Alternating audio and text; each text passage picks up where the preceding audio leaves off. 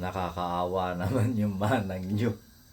Kandidato ng alyansa pero di binanggit. Bakit kaya, no? Siguro sa pagiging bida-bida, napikon na rin yung kapatid.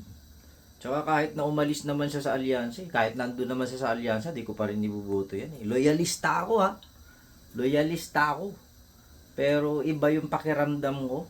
Loyalista ako pero sinusuportahan niya yung nagbibintang ng bangag, adik, magulo, walang project. Parang yung pagkampi kasi ni Amy Marcos, parang kumakampi na siya doon, no? Parang sinasabi niya, totoo yung mga sinasabi ng mga Duterte sa kanya, no? Porke ba mai-impeach si Sara, porke ba nakakulong ngayon, kasalanan lahat yun ni BBM? Bakit? Si BBM ba ang nagturo sa mga pulis o nagudyok sa mga pulis na pumatay? Hindi naman, Si BBM ba nang gumamit ng Mary Grace Piatos? Hindi naman, Si BBM ba yung nagbabanta na patayin ng sarili niya? Hindi naman, 'Di ba? Kaya kung umalis man si Amy Marcos, sana noon pa. Sana noon pa. Wag lang magtagal.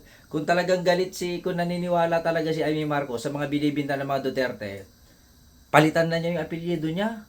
Gawin na niya Duterte para kapanipaniwala, di ba? O sige. I-subscribe to my YouTube channel. Babush!